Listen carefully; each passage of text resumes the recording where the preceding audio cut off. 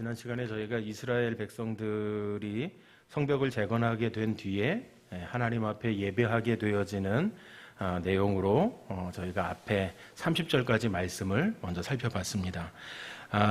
저희가 생각할 때 이제 다 끝났고 이제 그들이 성벽을 세우는 일도 마쳤으니까 이제 그들도 자신들의 집으로 또 각자의 삶의 터전으로 돌아가지 않았을까 이런 생각이 들어집니다. 그러나 그들은 그 순간에 그 길로 돌아가지 않았고 정말 하나님 앞에 예배하고 싶어서 그들이 예배의 자리에 달려나왔던 것을 저희가 지난 30절까지 말씀을 통해서 함께 살펴봤습니다. 하나님께서 주신 증거, 성벽이 세워진 것, 그것을 붙잡고 그들이 하나님 앞에 감격하고 하나님 앞에 감사하고 진정으로 하나님을 예배하는 자리에 그들이 있었다라는 것이지요. 오늘 그들이 이와 같이 하나님을 예배하고 하나님을 찬양하는 자리에 그들이 회복이 되어지고 나서 그들이 예배드렸던 바로 그곳에 하나님의 임재하심이 그들 가운데 있었다라는 것이죠. 그들이 성벽을 재건하기 이전에는 그들의 모습은 어쩌면 그들이 기대했던 삶을 누렸던 것도 아니고 그들이 바랬던 삶을 살았던 그 삶이 아니었을 거라는 것이죠. 매일같이 두려움과 또 언제 외부의 적으로부터 침입에 우리가 안전할 수 있을까? 어쩌면 오늘 밤이라도 공격해오면 어쩔 수 없이 죽음을 맞이할 수밖에 없는 여건과 상황들 속에 놓여져 있었을 수 있는 성벽이 재건되어지지 않았던 그들의 모습이었다라는 것이죠. 그러나 어떻습니까? 이제 성벽이 재건되어졌다라는 건 그들의 안전도 보장받을 수 있게 되어졌을 뿐만 아니라 그들이 함께 힘을 합하여 이 일을 이뤄내게 되어진 것, 물론 하나님께서 역사하셨고 하나님께서 그들을 회복시켜 주셨다라는 것이죠. 그 회복된 그들 가운데 그들이 이제 하나님께서 명령하신 것도 아니고 하나님께서 그들에게 강제로 시키신 일도 아님에도 불구하고 그들이 회복한 그들에게 나타났던 것은 하나님을 예배하는 자리에 그들이 자원하는 일들로 시작되어졌다라는 것이죠. 그들이 그 이전엔 그저 힘없고 지쳐 있었고 낙심했었고 그들이 연약한 존재들이었을는지 모르지만 성벽이 회복되어진 그들은 이제 달라진 모습으로 하나님 앞에 회복된 모습을 가지고 예배의 자리에 나아가게 되어졌다라는 것이죠. 마음이 상한 자들이었을 수 있습니다. 육신이 연약한 이들이었을 수 있습니다. 그리고 그들에겐 소망을 잃은 채 살아가는 사람들이었을 수 있다라는 것이죠. 그러나 성벽을 재건하는 과정 속에서 그들은 마음이 상한 자는 마음이 치료되어지는 하나님의 역사를 경험했을 것이고 그들의 육신이 연약한 이들이었음에도 불구하고 함께 그들과 동행하고자 함께 그들과 성벽을 재건하고자 했었던 이들에게는 그 육신의 연약함이 강건함으로 바뀌어지는 일들을 경험했을 것이라는 것입니다.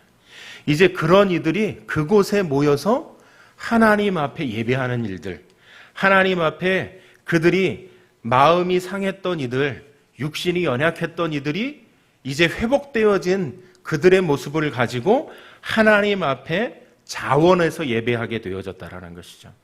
뿐만 아니라 이 예배가 그들을 다시금 회복시켜지는 그 은혜의 자리로 나아가게 되어지는 일들이 그들 가운데 있게 되어졌다라는 것이죠. 그들이 그곳에 모이게 되어질 때에는요, 그들이 하나님의 이름을 더 높이기를 원하는, 왜요? 이 성벽을 재건한 일을 보고 나니까 자신들의 힘으로 하기는 했지만 이것은 자신의 힘으로 한 것이 아니라 누구의 은혜로 되어진 것을 그들이 깨닫게 되어졌던 것입니까? 하나님께서 함께 하셨기에 가능했었던 일이었다라는 거. 우리는 도저히 할 수 없었지만 하나님께서 역사하셨기에 그 일들이 이루어진 것이다. 그렇기 때문에 하나님 앞에 이와 같이 감사의 찬양으로 하나님 앞에 영광 돌려야 된다. 하나님 앞에 나아가야 된다. 마지못해서 억지로 끌려나와 그 자리에 있었던 것이 아니라 하나님의 은혜를 경험한 그들은요, 자원하는 마음으로 그 일을 감당하게 되어지는 일들이 생겨나게 되어졌던 것을 이야기하고 있다는 거죠. 그게 지난 시간까지의 말씀 속에서 그들이 정말 예배를 갈급해하게 되어지는 일들, 그들이 예배를 사모하게 되어지는 일들이 생겨나게 되어졌다라는 것. 어떻게 해요? 성벽을 재건하게 되어졌고, 성벽을 재건하기 이전엔 그들 마음속엔 어쩌면 그런 마음들이었을는지 모릅니다. 이걸 우리가 언제 재건할 수 있어? 이걸 어떻게 우리 힘으로 세울 수 있어? 그들은 포로로 붙잡혀 갔었고 절망 속에 살았었고 그들은 자신의 힘으로 무언가를 이뤄낼 수 없는 존재들이라고 한 패배의식 속에 사로잡혀 있었을는지 모릅니다. 그러나 느헤미야가 그들과 함께 계획하고 기도하고 준비하고 합심해서 그 일들을 해나가는 과정 속에서는요, 하나님께서 그들을 통해 역사하셨고 하나님께서 그들을 통해 일하셨던 것들을 그들이 날마다 경험하게 되어지는 거죠. 그렇기에 52일이라고 하는 짧은 시간이었지만 어떻게 되어집니까? 성벽이 재건되어지는, 성벽이 세워지는, 그들의 신앙도 회복되어지는. 그래서 그들이 이른 아침부터 새벽부터 모여서 정오가 넘는 시간까지 그들이 서서 하나님의 이름을 높여 부르고 하나님의 이름을 찬양하는 일들이 그들 가운데 생겨나게 되어졌을 뿐만 아니라 이제 예배를 통해 하나님 앞에 더 큰 은혜의 영광의 찬양들로 하나님 앞에 나아가고 있는 것들을 보여주고 있다는 것이죠. 그들은요, 자신들이 회복되어지는 과정들을 성벽을 세워가는 일들 속에서 경험하게 되어졌던 것이죠. 그 경험이 어떻게 해요? 이제 예배를 통해 찬양을 통해 하나님 앞으로 한 걸음 더 나아가고 있다는 것입니다. 특별히 오늘 저희가 함께 읽은 31절 말씀에는요, 그러한 증거들을 보여주고 있습니다. 31절 말씀에 이렇게 기록합니다. 이에 내가 유다의 방백들을 성벽 위에 오르게 하고 또 감사 찬송하는 자의 큰 무리를 둘로 나누어 성벽 위로 대오를 지어 가게 하였는데 한 무리는 오른쪽으로 분문을 향하여 가게 하니. 예배자들이 모였는데요, 이제 그들이 어떻게 해요? 느헤미야는 유다 방백들을 성벽 위에 오르게 하였습니다. 감사 예배를 드리면 일반적으로 성전에 모여서 예배를 드립니다. 그런데 오늘 그들은요, 그 성전에 모인 것이 아니라 독특하게 성벽 앞에 그리고 성벽 위를 걸으며 찬송하며 전진하는 일을 계획하고 있다는 것이죠. 우리 생각엔 오히려 하나님의 이름을 높여 부르려면 성전에 모이는 것이 마땅한 것 아닌가라고 생각이 되어지는데 오늘 느헤미야는 독특하게 성벽 위를 걷는 일들을 하고 있다는 것입니다. 성전에 모이게 하지 않았고 성벽에 모이게 하였을 뿐만 아니라 오늘 말씀 가운데에도 기록하고 있는 것처럼 유다의 방백들을 어떻게 했다고요? 성벽 위에 오르게 했다라고 기록하고 있습니다. 뿐만 아니라 감사 찬송하는 자들의 큰 무리를 둘로 나누었다라고 기록하고 있습니다. 한 무리는 오른쪽 분문을 향해서 나아가도록 하였다라고 기록하고 있죠. 그럼 왜 느헤미야는 이렇게 곧바로 성전에 모여서 하나님 앞에 예배하지 않고 찬양하지 않고 이렇게 둘로 나누어서 성벽 전체를 돌면서 행진하게 하였느냐라는 것이죠. 그런데 성벽을 행진하고 난 뒤에 이제 그들은 성전에서 만나서 예배하였다라는 것이죠. 여기가 하나님께서 그들과 함께 하셨던 장소였다. 그들에게 있어서 이 성벽을 세우기 이전엔 꿈도 꿔보지 못했고 계획해보지도 못했지만 그들은 이 성벽을 세워내는 모든 과정 속에서 하나님께서 함께 하셨다라는 것, 바로 하나님께서 일하셨던 장소였기 때문이라는 것입니다. 바로 이 자리에서 그들은 일하시는 하나님, 능력 많으신 하나님, 이스라엘 백성, 유다 백성들과 떠나시지 아니하였고 함께 하시는 하나님을 만났고 하나님께서 그들을 보호하셨고 인도하셨던 그 하나님을 경험했던 자리라는 것입니다. 사실 그들이 성벽을 건축할 때만 해도요, 그들의 대적들로부터 그들은 조롱과 위협을 받는 존재들이었습니다. 느헤미야 4장 3절 말씀에 보면 이렇게 기록합니다. 암몬 사람 도비야는 곁에서 조롱하며 그들이 건축하는 돌, 성벽은 여우가 올라가도 무너질 것이다. 그러니까 이 성벽 위에 지금 방백들이 다 올라서서 행진하고 전진하고 있는 것, 그런데 도비야는 뭐라고요? 여우가 올라서도 무너질 거다라고 조롱했다라는 것이죠. 그 조롱을 무색해 만드는 장면을 느헤미야는 연출하고 있는 거죠. 그래서 성벽 위를 걸으며 찬양하고 있다라는 것입니다. 이스라엘 모든 백성들이 다 올라가도 절대로 무너지지 않는 견고한 성벽을 만들어낸 것을 보여주고 있다라는 것이죠. 누가요? 이스라엘 백성들이, 유다 백성들이 그 일들을 감당해냈다라는 것. 그런데 또 한편으로는 어떻게 해요? 그 위에서 하나님을 찬양하는 것, 그 일은 누가 이뤄낸 일이다? 하나님께서 그 일을 해내셨다. 하나님께서 우리와 함께 하셨다.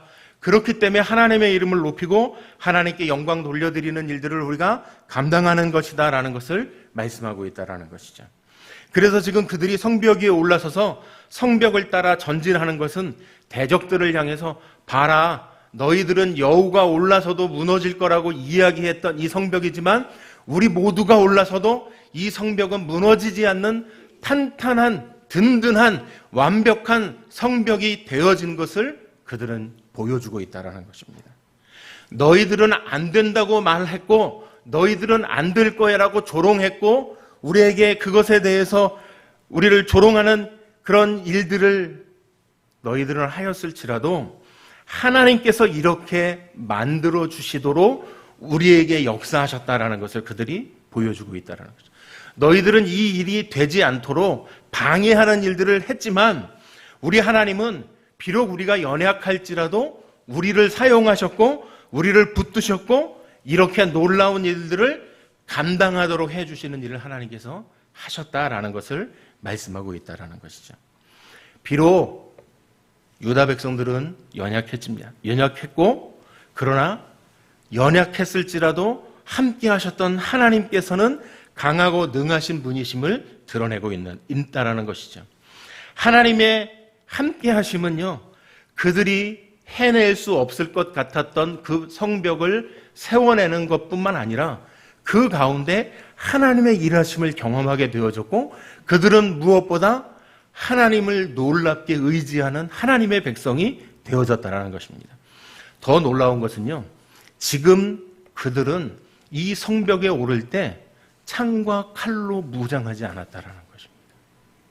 성벽에 오르는 그들은 아무도 칼과 창을 들고 있는 사람들이 없다라는, 여기 말씀을 읽어보면 칼과 창을 든 이들이 존재하는 것을 기록하지 않았습니다.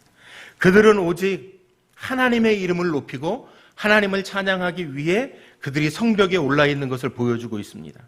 지금까지 이들을 지키셨고 이들과 함께 하셨고 이곳까지 인도하신 하나님께서 이제 어떻게 해요?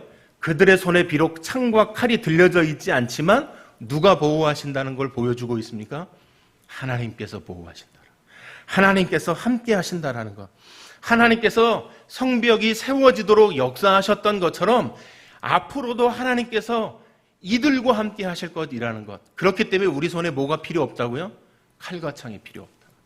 그래서 그들은 그 성벽 위에 올라 하나님께서 함께하여 주셨고 세우신 완벽한 성벽 위에 여우가 올라서도 무너질 거라고 조롱했었던 그들을 향해 그 백성들이 올라서 찬양하며 완벽하게 마무리 지어진 성벽을 이뤄낸, 세워낸 하나님을 찬양하고 있다는 것입니다. 이제 그들을 지켜주는 것은 사실은 이 성벽이 아니라 과거엔 이 성벽이 존재하지 않는 것 때문에 그들은 매일 저녁 불안해하고 걱정하며 잠자리에 들었을는지 모릅니다. 그러나 이제 성벽이 세워졌고 완벽한 성벽으로 인해 그들은 안전을 보장받았습니다. 그런데 그들 가운데 더 놀라운 것은요, 성벽이 존재하기 때문에 안전한 것이 아니라 이 성벽을 세우도록 역사하신 그 하나님의 역사하심을 경험하게 되어졌다는 것이죠. 이제 성벽이 없어도 누가 함께 하시는 것으로 그들이 든든하고 그들이 누구를 의지할 수 있게 되어졌습니까? 오직 하나님만을 의지할 수 있게 되어졌기 때문이라는 것이죠. 이와 같은 고백이 가능하게 되어진 것은 성벽을 세워가는 과정 속에 그들이 고통도 있었고 어려움도 있었지만 어떻게 해요? 하나님의 역사하심, 하나님의 살아계심을 그들이 경험하게 되어졌기 때문이라는 것이죠. 이것은 무엇을 보여주는 것입니까? 지금까지 우리를 지켜주시고 여기까지 인도하신 하나님께서 이제 그들을 안전하게 보호하여 주실 것을 그들의 입으로 고백하고 있는 것이죠.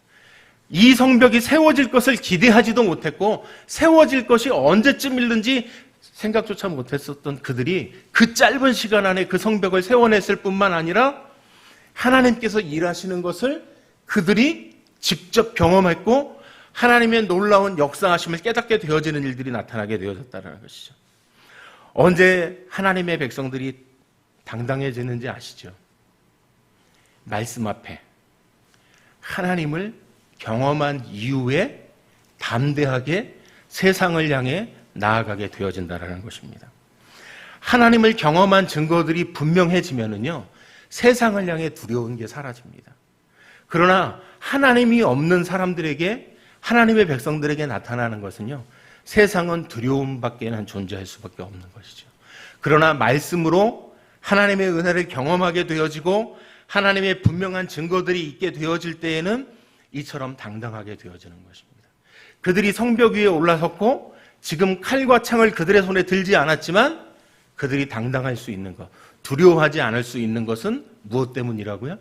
하나님께서 그들이 함께 하시는 것, 하나님께서 그들과 함께 하여 주시는 것을 그들이 깨닫게 되어졌고 경험했기 때문이라는 것입니다.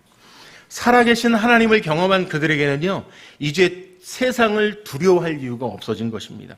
자신감을 가지고 믿음으로 하나님을 향해 하나님의 말씀을 의지해 전진하게 되어진다라는 것을 말씀하고 있다는 것이죠. 사실 저희 큐티를 하다 보면요, 옆에 적혀 있는 그분들의 간증들, 그 내용들을 보면 과거엔 이 사람들이 정말 형편없는 삶을 살았구나. 근데 사실은요, 그 말씀들을 보다 보면 지금의 삶은 그 삶이 존재한다고 이야기하는 게 아니라 그랬던 자신들의 삶이 이제 예수 그리스도로 인해 변화되어진 삶을 살고 있습니다 라고 고백하고 있는 거거든요. 근데 사실 제가 그걸 처음에 접하고 볼 때마다 이게 은혜도 안 되는데 자꾸 이런 걸 여기다 써놨을 이유가 뭘까? 사실은 은혜가 안 되는 걸 써놓은 게 아니라 그들은 그런 삶 속에서 그런 지옥 같은 삶을 살아내는 삶을 경험했던 그들에게 이제 예수 그리스도로 인해 그 삶은 없어졌고 이제 정말 예수 그리스도로 인해 행복한 삶을 살아가고 있습니다라는 걸 이야기하고 싶은 거죠.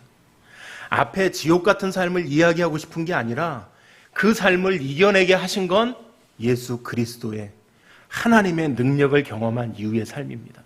이혼하려고 했었습니다. 그래서 이렇게 했습니다 라는 기록들이 얼마나 많은지, 이혼을 조장하는구나. 큐티를 하면 할수록 이혼을, 새신랑, 새신부가 와 있는데, 이혼 얘기해서, 절대로. 읽다 보면, 이혼을 조장하나 보다. 아니요. 그런 어려움이 있었는데, 예수 그리스도를 만나고 이혼하지 않기로 했습니다. 근데 그 뒤에 그분들의 이야기는 새로운 생명도 하나님께서 주셔서 이제 정말 행복한 가정이 되어졌습니다. 이 고백들이 그 안에 담겨져 있는 것이죠. 자녀의 고통, 가정의 고통, 물질의 고통. 그러나 어떻습니까? 믿음으로 그들의 삶이 변화되어진 것을 고백하는 건 하나님의 역사하심을 경험하고 났기 때문에 그들이 이와 같은 고백을 할 수 있는 것이죠. 창피해서라도 그 이혼 과정들을 고백하지 못할 것 같은 생각이 들어지거든요. 그런데 그런 과정들을 다 대학 교수인데, 대법원의 대법관이신데, 이런 분들이 거기다가 그렇게 자신들의 삶을 고백하고 있는 걸 보면 사회적 지위와 이런 명예도 있을 텐데 바람핀 얘기를 써놓고 이걸 어떻게 이해해. 근데 지금도 여전히 바람피는 게 아니라 이제 그 삶이 잘못됐던 그 삶을 끊어내고 하나님을 경험하고 난 그 놀라운 삶을 살아가고 있음을 고백하고 있는 것이거든요. 정말 하나님의 은혜를, 하나님의 역사하심을 경험하고 나면 이 성벽 위에 세워져서 당당하게 하나님의 이름을 부르며 전진하고 있는 이 유다 백성들과 같은 모습으로 우리가 세상을 향해 나아가게 되어진다는 것을 이야기하고 있다는 것이죠. 하나님을 경험해 본 적이 없는 사람들은요, 자신 없는 삶을 살아갈 수밖에 없고 그와 같은 지옥과 같은 삶을 살아가는 아주 불쌍한 삶을 살아갈 수밖에 없다라는 것이죠. 그러나 어떻습니까? 오늘 말씀 가운데 하나님의 은혜를 경험하고 하나님의 역사하심을 경험하고 하나님의 살아계심을 경험한 이들에게 나타나는 증거들은 이와 같은 당당함과 이와 같은 하나님의 역사하심을 선포하고 하나님을 찬양하는 일들이 그들 가운데 있었다라는 것을 말씀하고 있다는 것이죠. 이렇게 하나님을 경험한 사람들에게는요, 힘 없이 살아갈 수 없다라는 걸 보여주고 있다는 것이죠. 살아계신 하나님을 예배하는 것, 하나님의 살아계심 가운데 그들의 삶이 변화되어진 것, 그들의 삶이 하나님의 능력으로 나타나게 되어지는 것, 그렇기 때문에 그들이 찬송하게 되어지는 그 성벽 위에서의 찬송은 어땠을 것 같으세요? 사흘에 피죽도 못 먹은, 제가 피죽이 뭔지 잘 모르지만 어려서부터 들은 표현들이, 어르신들이 하셨던 표현들, 먹지도 못해서 어쨌든 힘도 없어서 그렇게 하나님의 이름을 부르며 나아갔을까요? 저는 그렇지 않았을 것 같아요. 하나님의 역사하심을 경험했던 이들의 걸음은요, 어떤 군대보다 힘이 있었을 것 같고 어떤 사람들보다 더 큰 목청이 터져라, 오늘 네 목이시나 내 목이시나 한번 해보자, 아마 이런 승부욕이 붙어서 이렇게 찬양하고 부르며 나아가지 않았을까 하는 생각이 들어집니다. 저희가 과거에 중고등부 수련회를 가면은요, 제가 아이들한테 첫날 여는 예배를 시작할 때 늘 부탁했던 표현이 이런 표현이, 집에 가는 날 지금 이 목소리 이대로 집에 돌아가는 사람이 없기를 바란다고. 어떤 목소리로 가야 되냐고 물어보면 오늘부터 대답할 때, 찬양할 때, 말씀 암송할 때 다 목청이 터지도록, 그래서 주민들로부터 오히려 민원이 들어와서 좀 적게 해달라는 얘기가 나올 때까지 소리를 지를 수 있었으면 좋겠다고. 저녁에 찬양할 때 저희 아이들이 그 찬양하는 걸 장로님들이랑 와서 보고서는 애들이 왜 그래요? 왜 이렇게 악을 써요? 막 이러시더라고요. 근데 주일날 만난 애들의 목소리는, 목사님, 거기 가서 기도하고 찬양할 때 목청껏 부른 결과물이 이런 거거든요. 집에 가니까 집사님들의 표현이 다 그거예요. 우리 집 애들이 목소리가 다 그래갖고 왔는데 무슨 일이 있었냐고. 아니, 그냥 기도해서 그런 거니까 걱정하지 마시고, 찬양해서 그런 거니까 염려하지 마시라고. 어쨌든 목청이 터져라 기도했고, 목청이 터져라 찬양하고 온 결과물이라고. 하나님을 경험하면요, 이것이 이렇게 변화된 그런 삶의 모습들이 찬송에도 드러나게 돼 있고 기도에도 그와 같은 모습들이 나타나게 되어진다는 것입니다. 근데 더 놀라운 건요, 그런 아이들에게서 교회에서 매일 만날 때마다 등 돌리고 만나기만 하면 도망가고 서로 미워서 보기 싫어서, 근데 그랬던 애들이요, 그렇게 수련회에서 기도하고 찬양하고 돌아오면요, 만나면 제일 친해요. 변화가 일어나는 거예요. 하나님의 역사하심 속에 미웠던 아이도 어떻게 변화되어지는 거예요? 사랑스러운 관계로 바꿔지는 역사들이 있게 되는 것이죠. 그러니까 교회 오면 그전에는 제일 끝에 서로 앉아가지고 얼굴도 안 봤던 애들이 이제 지들끼리 붙어 앉아가지고 너무 떠들어서 떨어져 앉으라고 이야기할 정도로 변화되어진, 이것이 바로 살아계신 하나님을 경험하고 살아계신 하나님의 능력을 경험하고 그들에게 이와 같이 성벽이 세워지는 과정들을 통해 회복되어진 그들의 관계 속에 나타나게 되어졌던 일들이라는 것이죠. 성경은 아브라함이 이런 믿음으로 살았다, 로마서 4장 17절 말씀에 이렇게 기록합니다. 그가 믿은 바 하나님은 죽은 자를 살리시며 없는 것을 있는 것으로 부르시는 이시니라. 또 마태복음 22장 32절 말씀에 하나님은 죽은 자의 하나님이 아니요 살아있는 자의 하나님이시라고 말씀하고 있습니다. 우리의 신앙이 이와 같이 하나님의 은혜를 경험하면요, 살아날 수밖에 없다. 하나님의 역사하심을 경험하면 우리의 신앙이 변화되어져 가는 것임을 말씀하고 있다는 것이죠. 오늘 느헤미야가 모든 백성들을 성벽 위에 올라가 성벽을 걷게 만든 것, 사실 52일 동안 진는하고 괴로웠고 힘들었고 어려웠던 그 성벽 위를 어떻게 하고 있습니까? 그들 자신의 발로 걷고 있는 것이죠. 여우가 올라가도 무너질 거라고 조롱했던 도비아의 그런 망언들이 있었음에도 불구하고, 야, 끄떡없다, 우리가 다 올라가도 무너지지 않는다, 이것은 하나님께서 함께 하셨던 결과물이다라는 것을 그들이 깨닫게 되어졌을 뿐만 아니라 자신들의 발 위로 저벅저벅 걸어가며 느끼게 되어지는 일들이었다라는 것이죠. 오늘 저희가 함께 찬양했던 것처럼 너 가는 길을 누가 비웃거든 확실한 증거를 보여주라 라고 저희가 고백하지 않았습니까? 성령이 친히 감화하여 주사 저들도 참기를 찾으리. 오늘 우리의 예배 가운데 하나님께서 함께 하셔서 이와 같이 성벽을 세워가는 과정 속에 그들이 만났던 하나님, 그들에게 역사하셨던 그 하나님으로 인해 우리의 삶에도 확실한 증거들이 드러나는 삶이 되어지기를 소망합니다. 오늘 32절 말씀에 이렇게 기록합니다. 그들의 뒤를 따르는 자는 호세아와 유다 지도자의 절반이요 하고 쭉 사람들의 이름들이 나오는데 그 뒤를 따르는 자가 나옵니다.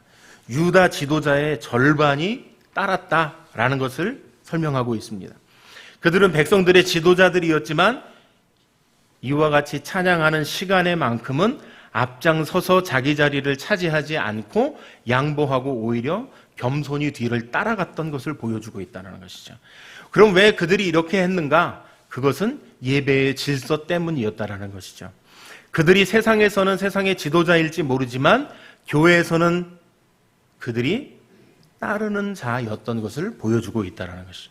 그들이 레위인들보다 결코 못났기 때문이 아니라 하나님께서 예배의 질서 가운데 세워놓으셨기 때문에 그들이 그 권위에 하나님의 질서에 그들이 순종하고 따르고 있는 것을 보여주고 있다는 것이죠. 이처럼 하나님께서 세워놓으신 그 질서에 따르게 되어질 때 아름다운 모습이 그들 가운데 나타나게 되어졌던 것을 볼 수 있다는 것이죠.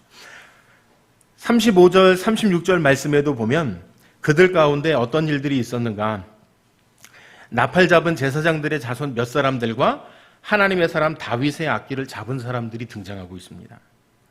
여기에 하나님의 사람 다윗의 악기가 등장을 합니다.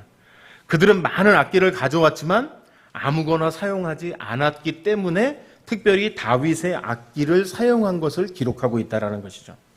다윗 시대에 세운 예배하기에 적합한 악기들만 사용한 것을 기록하고 있다는 것입니다.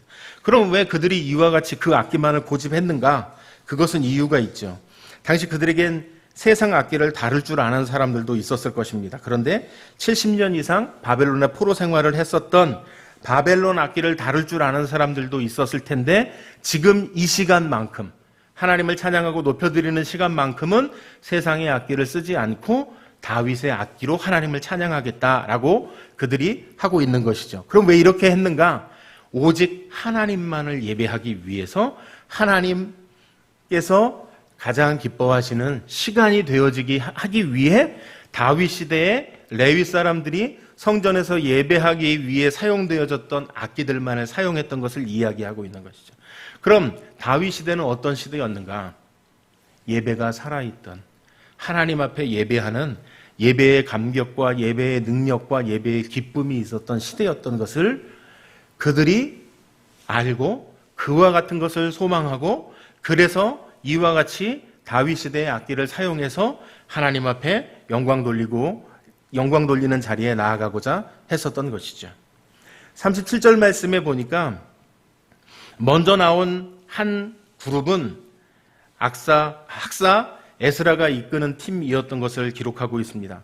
샘문으로 전진해서 성벽으로 올라가는 길에 이르러 다윗성의 층계로 올라가서 다윗궁 윗길에서 동쪽을 향해 수문에 이르렀다라고 말씀하고 있습니다.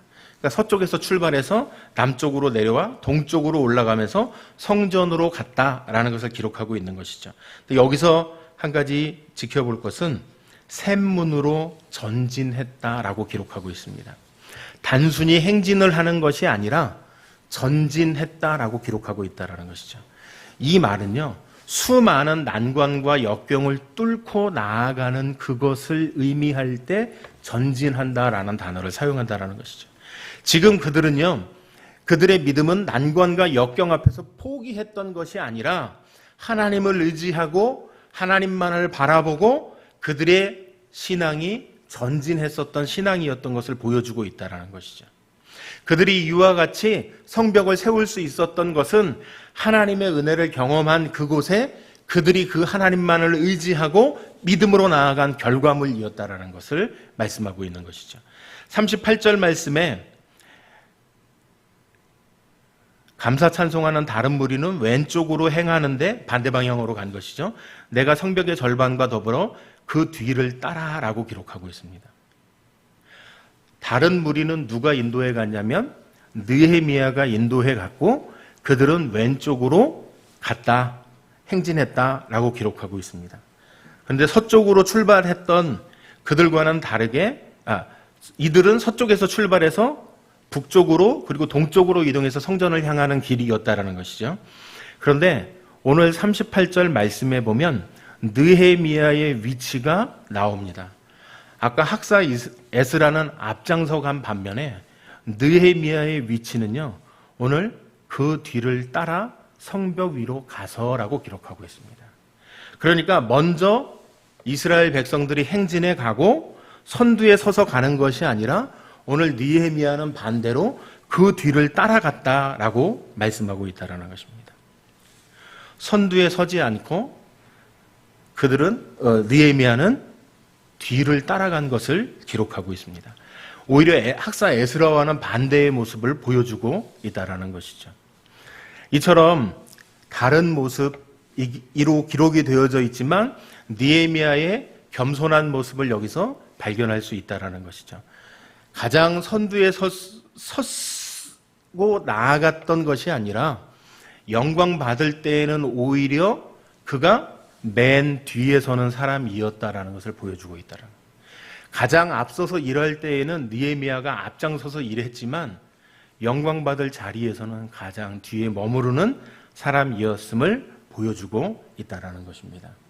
그가 이처럼 하나님의 일꾼으로 세워졌고 또 그 일들을 감당하고 쓰임 받았던 사람이었다라는 것, 자신의 역할을 잘 분별하는 사람이었다라는 것을 기록하고 있다라는 것이죠. 성벽을 재건할 때는 누구보다 앞장서는 리더의 역할을 했었던 느헤미야가 오히려 마지막 순간에 성벽이 재건되어졌고 그곳에 자신의 세워지고 높여지기를 원하는 사람들의 본능들이 있음에도 불구하고 그들은 느헤미야는 오히려 레위인들을 앞장 세웠고 자신은 뒤에서 겸손한 모습을 드러내 보여주고 있다는 것이죠. 그러니까 힘써서 함께 일하고 동료할 때에는 앞장섰던 반면에 이제 다 지어지고 영광스러운 자리에 나아갈 때는 앞장서지 않고 뒤로 물러서게 되어지는 이런 느헤미야의 모습을 보여주고 있다는 것이죠. 오늘 우리 삶 가운데에도 이와 같은 모습들로 교회에서 섬기는 일들을 감당하게 되어진다면 우리 교회 안에도 이런 놀라운 하나님의 은혜들과 역사하심들로 채워지는 일들이 나타날 것을 기대하고 순종하는 삶을 살아가게 되기를 소망합니다. 이런 모습들의 성도님들의 삶을 통해 하나님께서 우리를 통해 역사하시고 또 하나님께서 예배 가운데 우리에게 임재하시고 또 그 예배 가운데 하나님의 능력이 나타나게 되어지고 우리가 예배 가운데 감격하게 되어지고 그 예배를 통해 하나님을 향한 세상을 향해 두려움 없이 나아가게 되어지는 일들이 생겨나게 될 것입니다. 이를 통해서 날마다 예배를 통해 하나님을 경험하고 하나님의 역사하심을 기대하고 또 하나님 앞에 우리의 삶을 회복시켜 주시는 그 하나님을 만나게 되어지는 삶이 반복되어지는 일들로 인해서 날마다 새롭게 하나님의 역사하심을 기대하는 삶 속에 하나님께 영광 돌리고 찬양 돌리는 성도님들의 삶을 살아가시는 저와 성도님들이 되어지시기를 바랍니다. 예배가 말씀을 통해 또 우리의 삶을 통해 하나님의 살아계심들이 드러나게 되어지는 그래서 살아계신 하나님을 만나는 예배의 자리가 되기를 소망합니다. 함께 기도하시겠습니다.